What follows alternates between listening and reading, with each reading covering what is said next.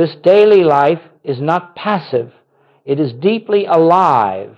It is alert, sensitive, responsive to the inner movement rather than the outer demand. You discover that you no longer must figure out your path. The path unfolds. You no longer must chase supply. Supply appears as needed. You no longer must manage relationships. Relationships begin to harmonize themselves when you meet every person from the consciousness of one. When we hear the familiar words, "Be still and know that I am God," we often accept them merely as comforting scripture, something to remember in times of trouble.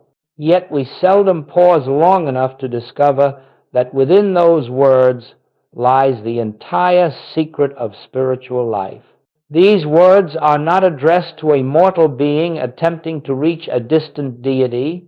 They are a revelation from the infinite to itself, inviting us to become aware of the presence that has never been absent. Let us enter this hour with a quiet mind and a receptive heart, for the truth we seek today is not found in the movement of thought, nor in the activity of the human mind, but in the stillness that reveals what has forever been true. Be still is the divine instruction to withdraw our dependence upon the mind, upon language, upon the outer world of forms, and to open ourselves to the presence that announces itself only when we are no longer attempting to generate spiritual experience. In this hour, we are not trying to find God, reach God, change God, or persuade God. We are simply acknowledging that the infinite invisible, the presence we call God, is the reality of our own being, and that it reveals itself when the mind grows quiet. Therefore, as we begin our study, let us not approach these words with the intention to gain something, to acquire something, or to make something happen. We must understand from the beginning that the stillness spoken of here is not the silence of a quiet room, nor is it a discipline imposed upon the human mind. It is an inner resting, an attitude of non-resistance, a release of the ceaseless attempt to think our way to God.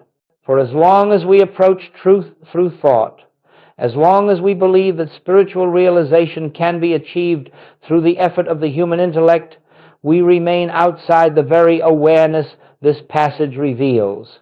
Be still is the divine instruction to withdraw our dependence upon the mind, upon language, upon the outer world of forms, and to open ourselves to the presence that announces itself only when we are no longer attempting to generate spiritual experience.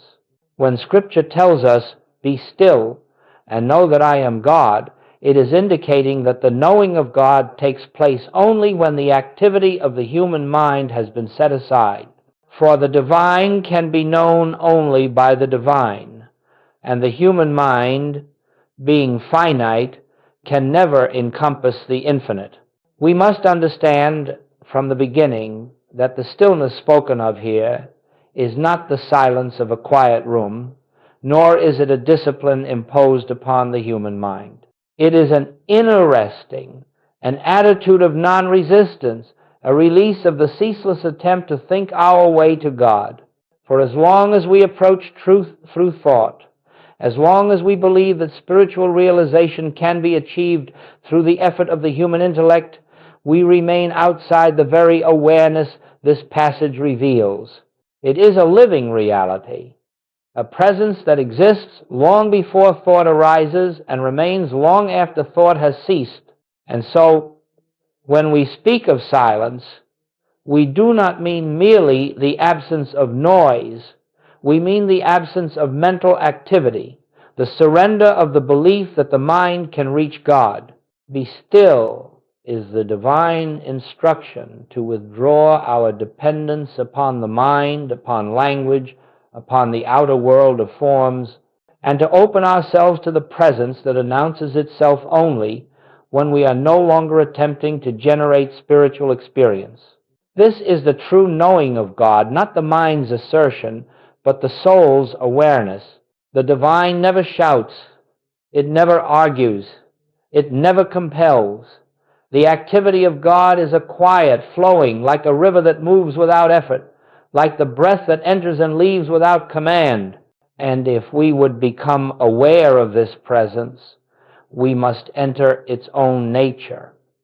We cannot hear the still small voice while speaking. We cannot feel the presence while thinking. It is in the relinquishing of all attempts to reach God that the realization dawns, God is already the life I am living. This is the reason silence is essential, not as a technique or discipline, but as the atmosphere in which the infinite discloses itself. Let us, then, accept that the nature of God is silence, and that to know God is to allow that silence to permeate our being. In this way, we do not climb toward heaven. We rest in the awareness that heaven is within us, and in that resting, we receive the impartation of spirit which does the work that thought could never accomplish. Let us now look gently and honestly at a question that has troubled spiritual seekers for centuries. Why do so many prayers go unanswered? Why do we find ourselves pleading with God, affirming truth, repeating sacred words, and yet experiencing so little change? The answer is not that God withholds, nor that God sometimes turns away and sometimes responds. God is the same yesterday, today, and forever, an unchanging love, an unchanging presence, an unchanging law of harmony. The difficulty lies not in God's willingness, but in our approach. Indeed, the very nature of our praying often prevents us from receiving the impartation of spirit. Let us, then, accept that the nature of God is silence, and that to know God is to allow that silence to permeate our being. In this way, we do not climb toward heaven. We rest in the awareness that heaven is within us, and in that resting, we receive the impartation of spirit which does the work that thought could never accomplish.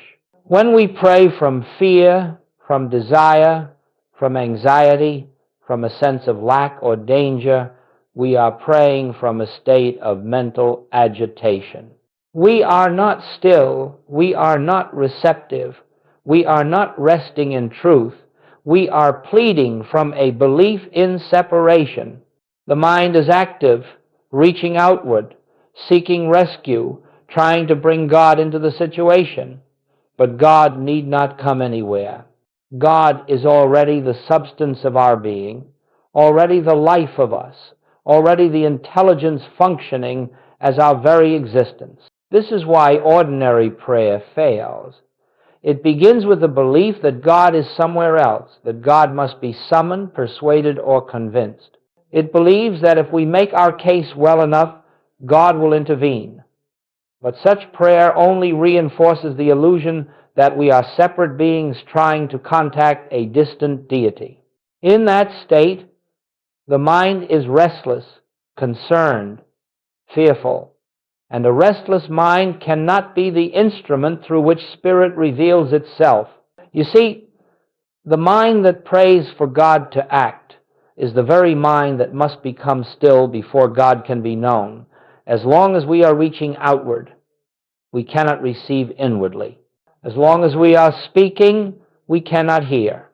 As long as we are thinking, we cannot feel the presence.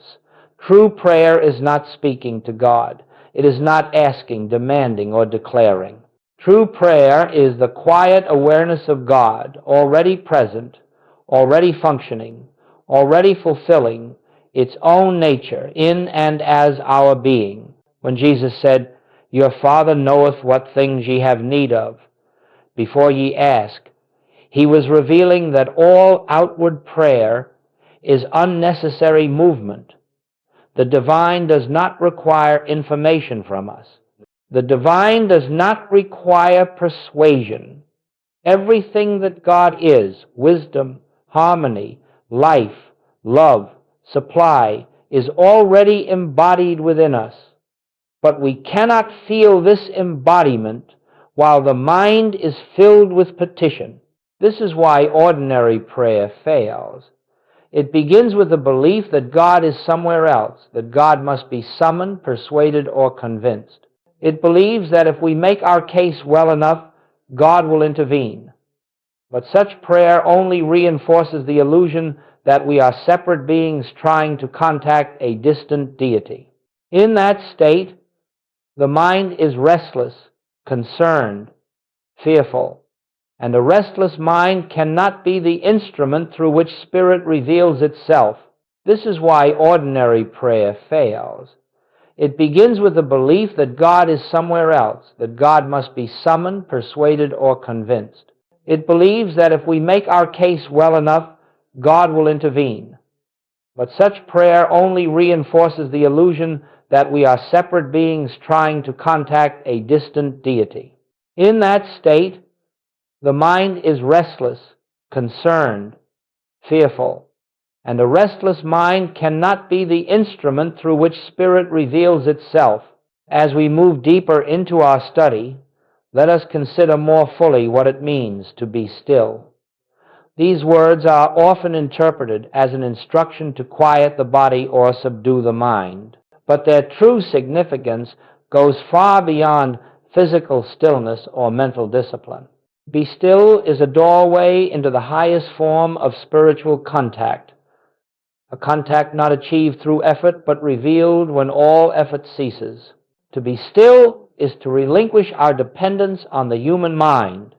It is to surrender the belief that the mind can solve our problems, find our good, or bring God into our experience. When we attempt to use thought to reach God, we remain in the realm of the finite, trying to touch the infinite with an instrument incapable of knowing it. But the moment we release this effort, even briefly, a new dimension opens, one in which the soul, not the mind, becomes aware of the presence that has never been absent. Spiritual contact is not an event the human self can produce. It is not the result of repeating sacred words or practicing techniques. It is the natural unfolding of divine awareness when the surface activity of the mind subsides. Just as a lake reflects the sky only when its waters are undisturbed, so the divinity within reveals itself when the mind grows quiet. We cannot force this stillness, we can only allow it. And as we allow it, something profound begins to take place. In that moment of true stillness, there is a gentle recognition, not a thought, not a belief, not a mental conclusion, but an inward knowing that God is here. The presence announces itself not with sound, not with image, but with a depth of peace that no human reasoning can produce. This is the spiritual contact that changes everything. It is not the contact of a person with a God. It is the divine consciousness recognizing its own presence as our being. This is why be still must precede and know. The knowing of God does not come through thinking, it comes through being. It arises in the silence beneath thought, in the stillness beneath desire, in the quiet place where the human self has stepped aside. In that sacred instant, the personal I dissolves, and the true I, the I that is God, reveals itself as the very life we are. This contact may last only a moment, but that moment is enough. For in that moment, something within us has touched reality, and that touch becomes the law of harmony unto our entire experience. It resolves problems, not because we have solved them, but because we have entered the atmosphere in which God alone is power, presence, and activity. So, when we speak of being still, let us remember that we are not imposing silence. We are resting in the silence that already exists. We are not creating peace. We are entering the peace that is always present. We are not making spiritual contact. We are receiving the awareness of a contact that has never been broken. Let us now look together at one of the most important principles in the entire spiritual life, the utter inability of the human mind to perform spiritual work. If we can grasp this even dimly, we will find ourselves lifted into a new dimension of practice, one in which spiritual realization flows naturally without strain or effort. But so long as we believe that the mind is capable of touching God, understanding God, or directing God, we will continue to wander in circles, achieving only moments of comfort rather than the transformative awareness that reveals harmony. The human mind is a remarkable instrument on the material plane. It can calculate, measure, analyze, invent, and organize. It can solve mechanical problems, build cities, and explore the outer universe, but with all its brilliance, it cannot know God. It cannot enter the realm of spirit, for spirit is not a thought, nor a concept, nor an emotion. Spirit is the very essence of being unconditioned, infinite, and indivisible. And the finite mind cannot grasp the infinite. Many seekers have spent years attempting to think truth, believing that if they could affirm God often enough, strongly enough, with enough sincerity, they would draw the presence into activity. But thought has no power to draw God, because God is omnipresent. There is no place from which God must be drawn. And when we attempt to use thought as a bridge to God, we are unknowingly declaring that God is absent, that God must be summoned, that God must be reached through mental activity. This misunderstanding lies at the root of so much frustration on the spiritual path. We imagine that if only we had stronger thoughts, clearer thoughts, more spiritual thoughts, more positive thoughts, we would finally contact the divine. But the infinite way teaches that thought is never the doorway to spirit.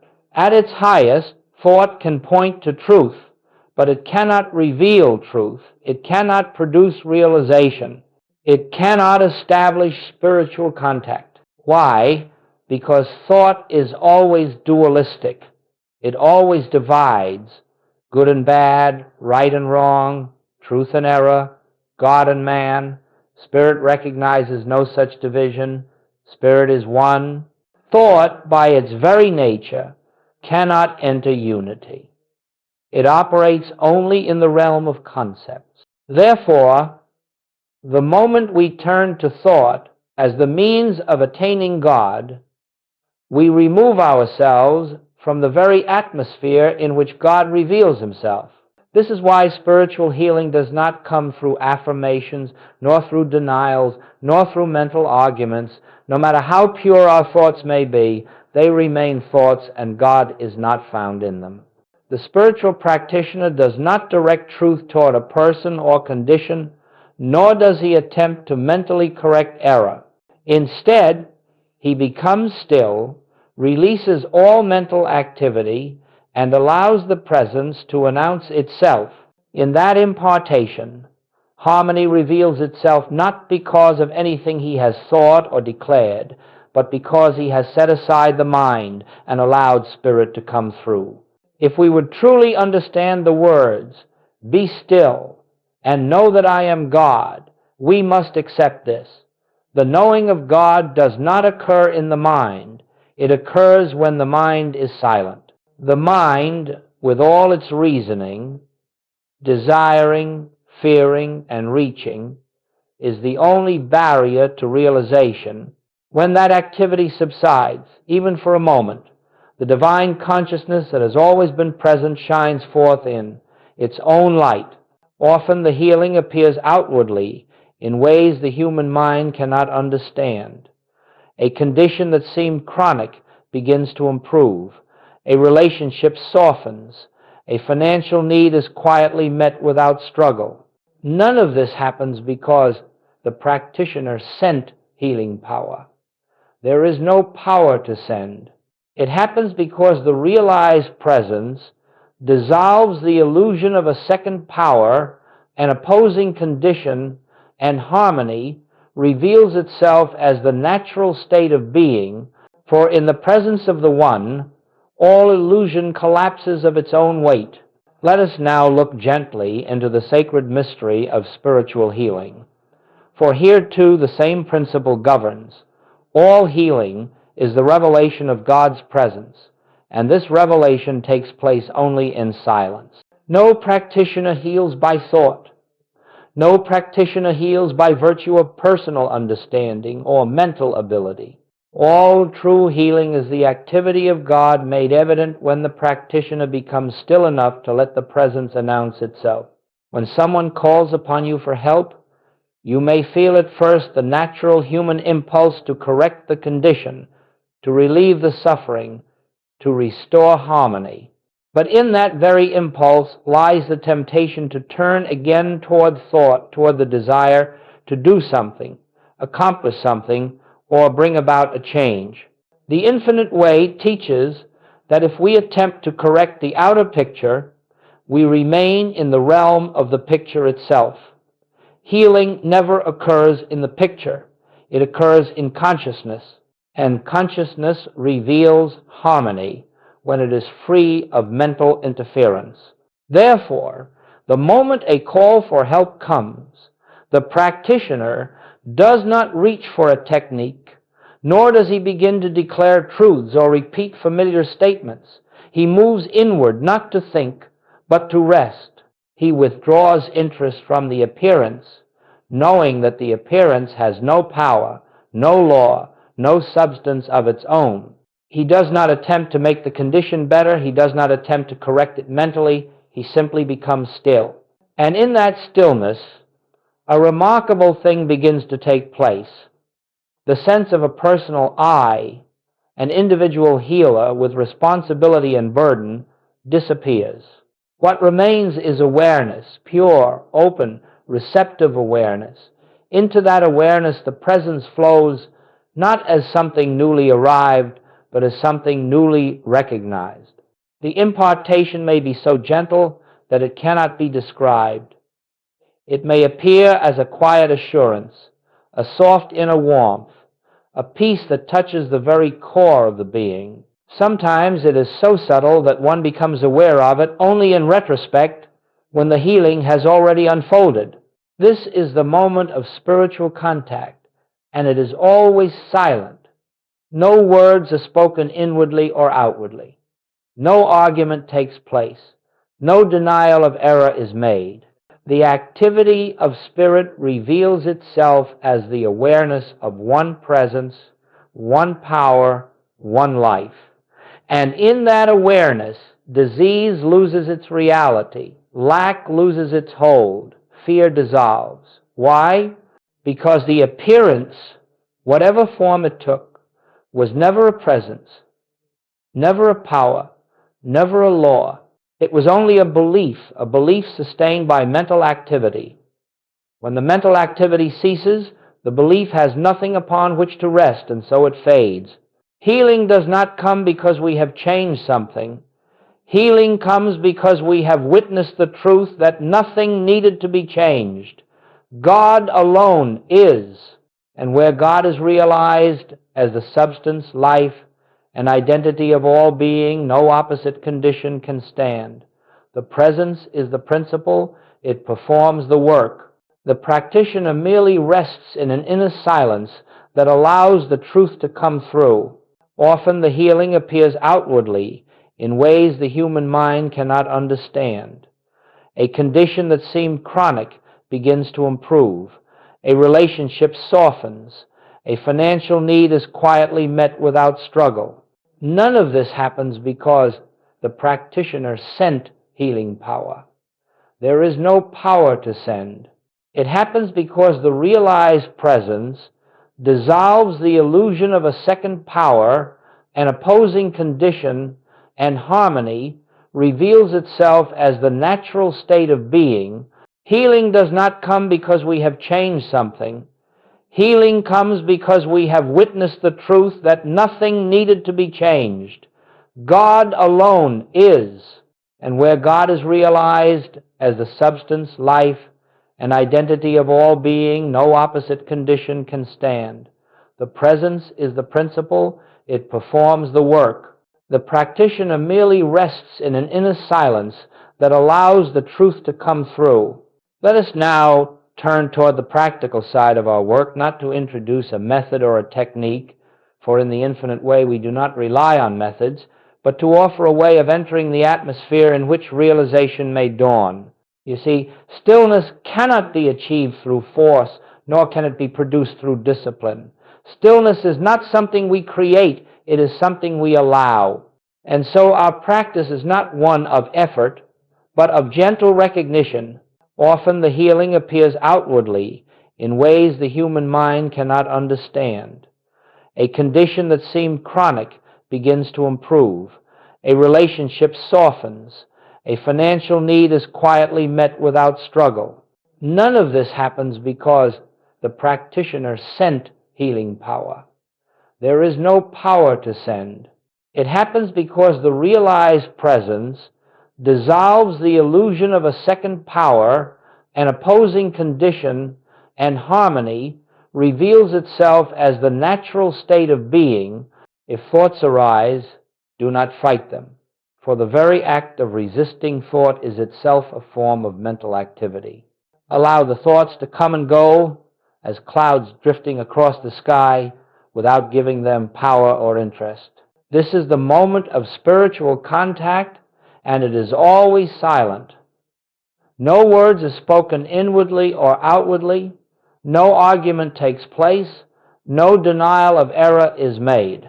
The activity of spirit reveals itself as the awareness of one presence, one power, one life. And in that awareness, disease loses its reality, lack loses its hold, fear dissolves. Why? Because the appearance, whatever form it took, was never a presence, never a power, never a law.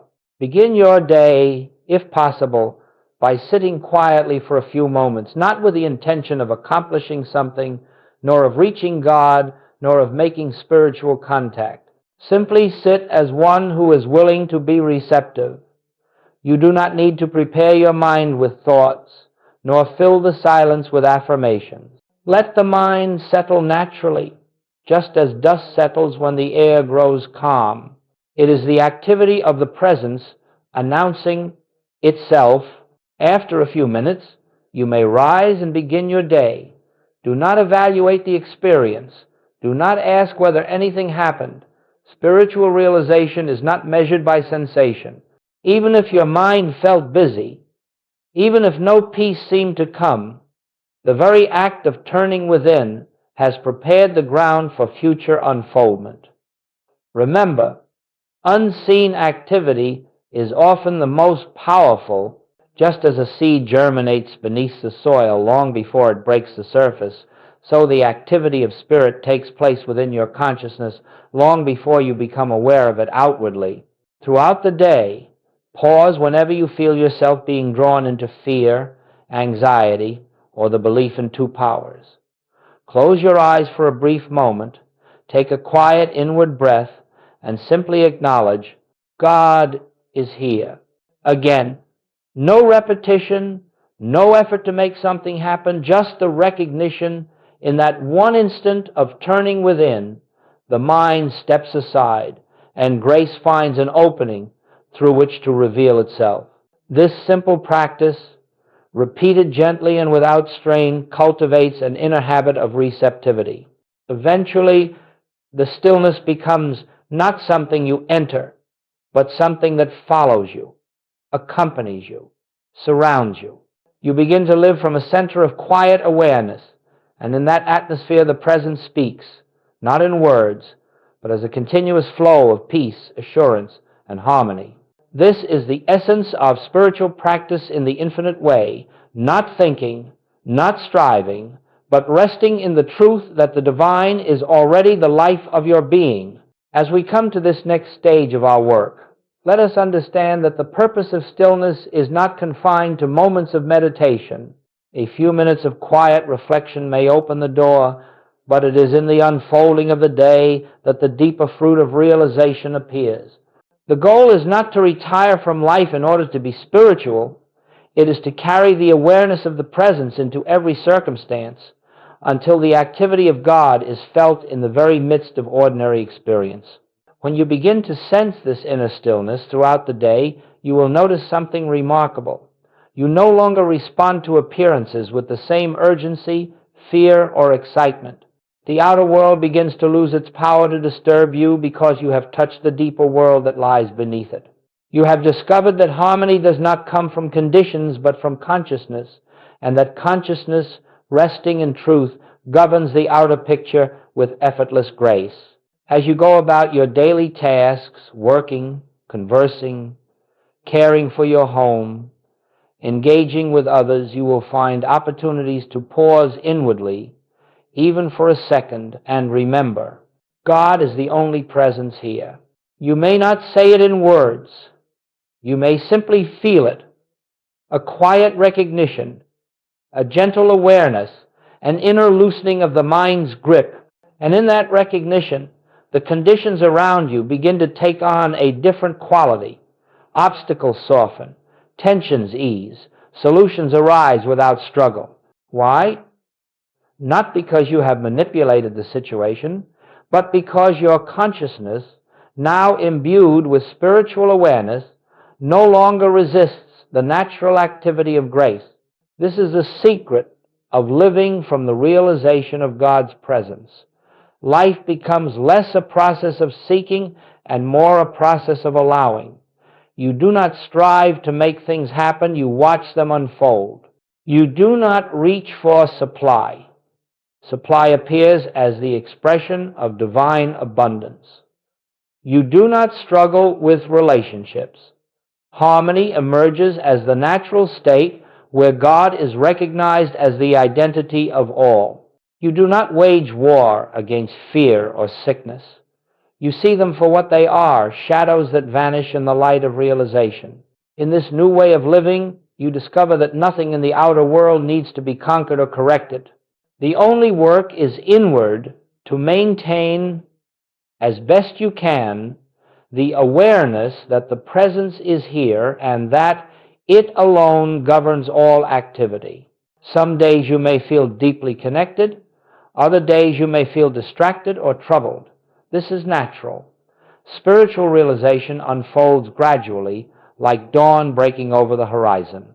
Some mornings are brilliant with light. Others reveal only a faint glow. Why? Not because you have manipulated the situation, but because your consciousness, now imbued with spiritual awareness, no longer resists the natural activity of grace. As you persist gently in recognizing the presence, you begin to experience a profound shift in your sense of identity. You no longer see yourself as a struggling, thinking, planning human being. You begin to sense that life is living itself through you, that there is a divine activity moving your actions, guiding your decisions, arranging your steps. This is what the Infinite Way calls letting God govern, not by withdrawing from the world, but by entering it with a heart attuned to the one presence. And gradually, without effort, you find that the presence becomes a companion, an atmosphere, a living reality that accompanies you throughout the day. You do not have to stop and search for God. You feel God as the very ground of your being, the breath of your breath, the intelligence of your decisions, the peace of your interactions, the love behind every encounter. The stillness becomes your resting place, even in movement. In this quiet moment, you may gently acknowledge a simple truth, not as a statement to convince yourself, but as a reminder. Thy presence is here. Or, if you prefer, I rest in God.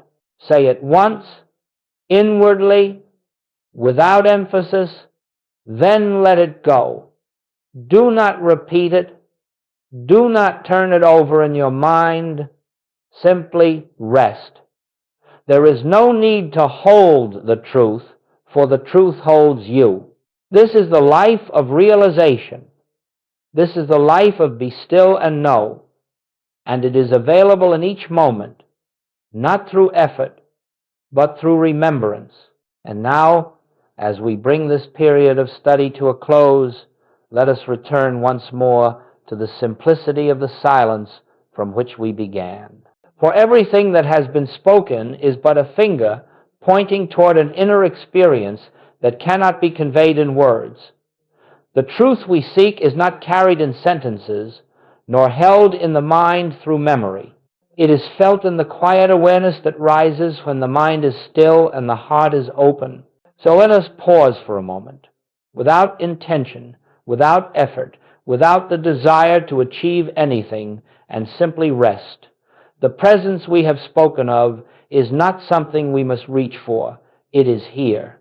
It has been here before the first word was spoken, and it remains now as the life of our being. If we listen not with the ears, but with the soul, we feel that the silence is not empty. It is full. It is alive.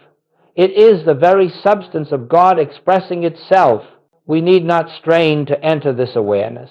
We need not hold tightly to any truth. We simply acknowledge, with a light touch, that the same presence which revealed itself to the prophets, the mystics, and the saints is the presence that animates us in this moment. We let this realization settle in our consciousness naturally, without expectation. And as we rest, the peace that surpasses human understanding begins to flow, not because we have called it, but because peace is the nature of God and God is here. And the knowing that I am God, that the divine I is the life of all, becomes the quiet foundation upon which you walk. We do not end this work when the words cease. Silence is the real teaching. The presence is the real teacher. And the knowing of God unfolds not through continued effort, but through continued receptivity. So let us leave in quiet gratitude, not gratitude for something gained, but gratitude for the eternal truth that has been revealed, that God is the life of our being, and that in the stillness we know.